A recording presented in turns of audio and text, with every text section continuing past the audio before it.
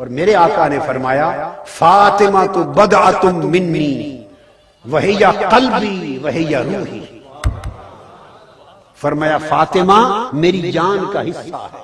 ہائے ہائے، فاطمہ بولیے نا، اس کو پیار سے کہیے، فاطمہ میری جان کا حصہ ہے۔ پھر آقا نے فرمایا وہی قلبی، اور یہ میرا فاطمہ میرا دل ہے۔ پھر فرمایا وہی روحی، اور فاطمہ میری روح ہے۔ اور میں کہتا ہوں حضور سمجھانا یہ چاہتے ہیں، لوگوں سمجھو فاطمہ میرا سب کچھ ہے،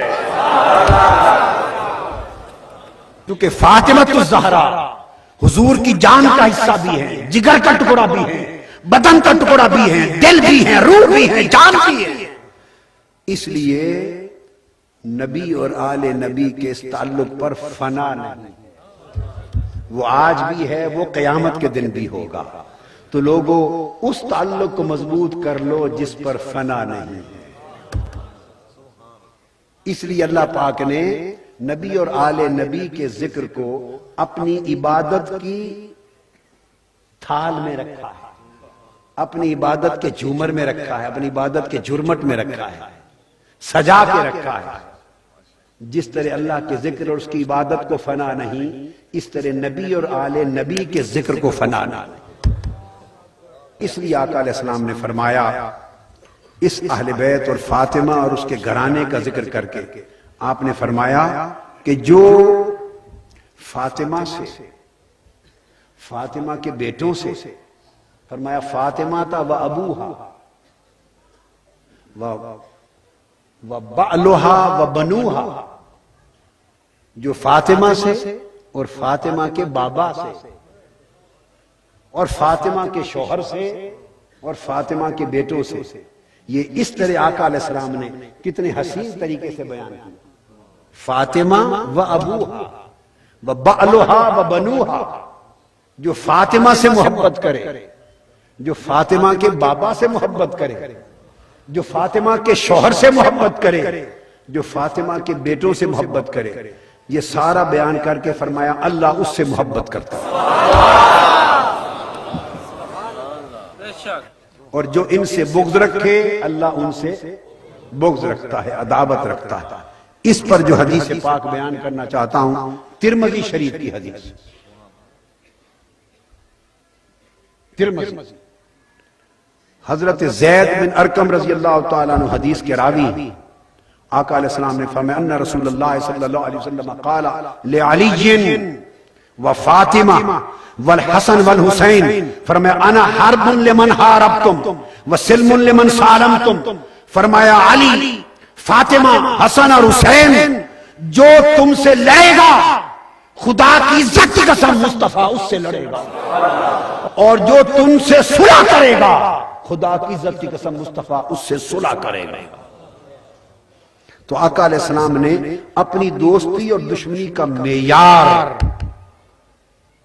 اہل بیت کے اس پاک افراد کو بنا دیا، اور پھر آقا علیہ السلام نے اس پر دوسرے رخ سے زجر و توبیخ کے انداز میں فرمایا۔ حضرت ابو سعید خدری رضی اللہ تعالیٰ عنہ روایت کرتے ہیں، اور امام احمد بن حنبل نے فضائل صحابہ میں حدیث نقل کی، فرمایا قال رسول اللہ صلی اللہ علیہ وآلہ وسلم من ابغضنا اہل البیت فہو منافق، اے اہل بیت جو ہم سے بغض کر رکھے گا وہ منافق ہے۔ پھر فرمایا آقا علیہ السلام نے لا یحبنا منافق ولا یبغضنا مؤمن، اے اہل بیت ہم سے کوئی منافق محبت نہیں کر سکتا اور ہم سے کوئی مومن بغض نہیں رکھ سکتا۔ یہ ہو نہیں سکتا کہ کوئی شخص ہو منافق، اس کا دل ایمان سے محروم ہو اور ہم سے محبت کرے، نہیں، منافقت اور محبت اہل بیت ایک دل میں جمع نہیں ہو سکتے۔ اور فرمایا ہو نہیں سکتا کہ کوئی شخص ہو مومن اور ہم سے بغض رکھے، ایمان اور بغض اہل بیت ایک دل میں جمع نہیں ہو سکتے۔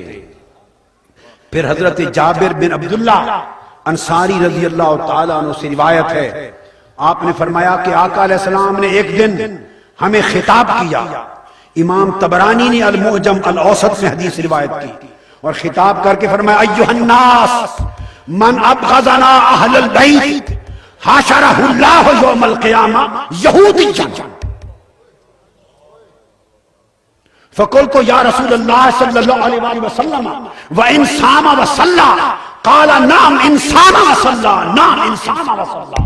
فرمایا لوگوں سنو، خدا کی عزت کی قسم، جو میری اہل بیت کے ساتھ بغض رکھے گا قیامت کے دن اس کا حشر و نشر یہودی بنا کر کیا جائے گا.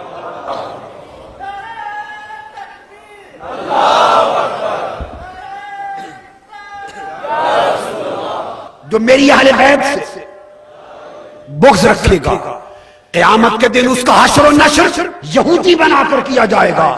اور حضرت جابر بن عبداللہ انصاری فرماتے ہیں میں بیٹھا تھا، میں نے ایک سوال کر دیا.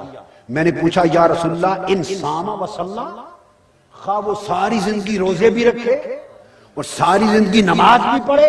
فرمایا نعم ان صام و صلی، وہ روزے رکھے نماز پڑھے مگر میری اہل بیت سے بغض کے باعث قیامت کے دن یہودی بن کے اٹھے گا.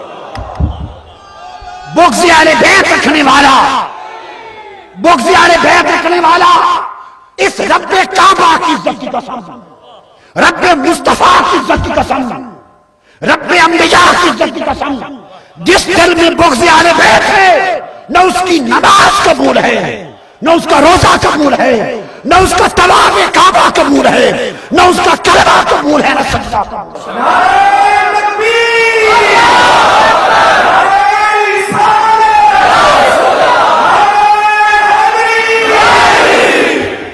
آقا علیہ السلام نے 2 بار دوہرا کے کہا ان صام و صلی ان صام. لو کسی کو مغالطہ نہ رہے، اگر دل میں اہل بیت کا بغض ہو تو بغض اہل بیت رکھنے والے شخص کو نمازیں بخشوا نہیں سکتے، روزے بخشوا نہیں سکتے. اور حضرت ابو سعید خدری رضی اللہ تعالیٰ عنہ سے روایت ہے، اور میں یہ جتنی احادیث بیان کر رہا ہوں یہ شیعہ کتب سے نہیں بیان کر رہا. سنیو، سمجھو سنیت کیا ہے، سمجھو سنیت کیا ہے. یہ سنیت ہے. اگر عقیدہ یہ ہے تو اہل سنت ہو، اگر عقیدہ یہ نہیں تو اہل دوزخ.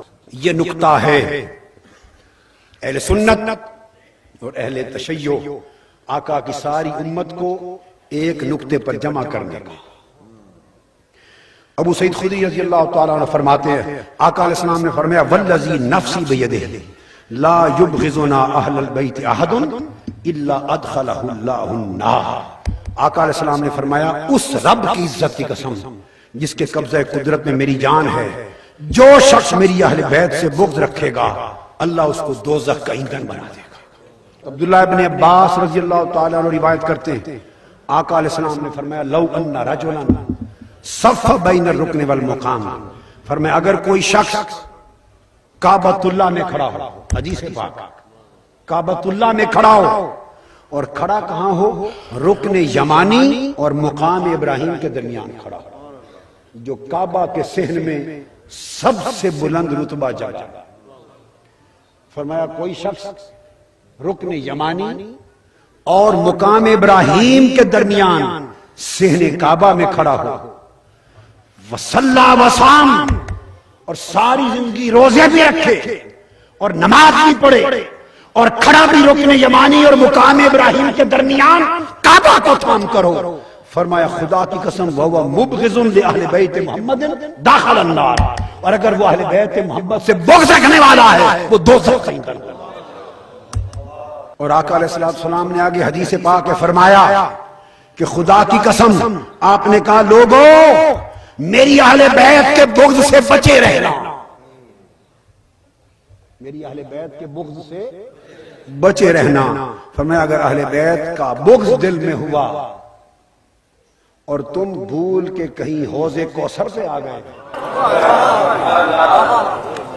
حوض کوثر پہ آ گئے تو وہاں سے دوزخ کی آگ کے ذروں کے ساتھ تمہیں دھکیل کے پھینک دیا جائے گا.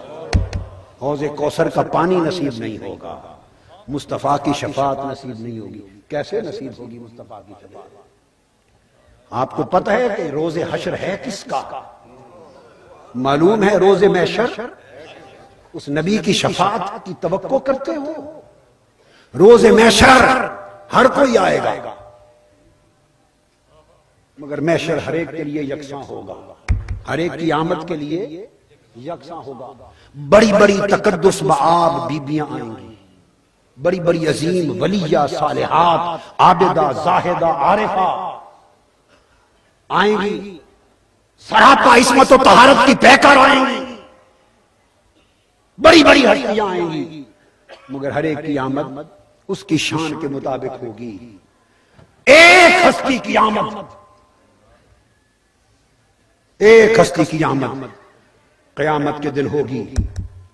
تاجدار کائنات نے فرمایا نادى مناد من بطنان العرش, عرش کے بطن سے اور عرش کے پردوں سے ایک آواز آئے گی, یا اہل معشر غضوا ابصارکم ونکسوا رؤوسکم.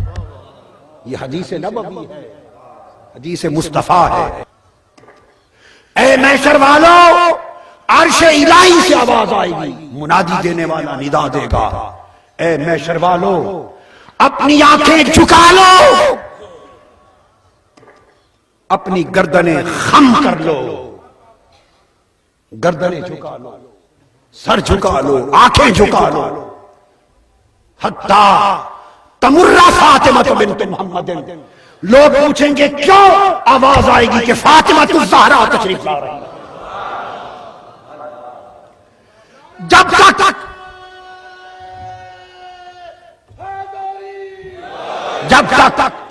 سیدہ کونین, جب تک سیدہ کائنات, جب تک سیدۃ اہل الجنہ, سیدۃ نساء المؤمنین, سیدۃ نساء العالمین, لخت جگر مصطفیٰ, جان مصطفیٰ, روح مصطفیٰ فاطمہ الزہرا جب تک گزر نہ جائیں گی, اہل محشر میں کوئی نبی ہو یا ولی نظر اٹھا کے کھڑے ہونے کی اجازت.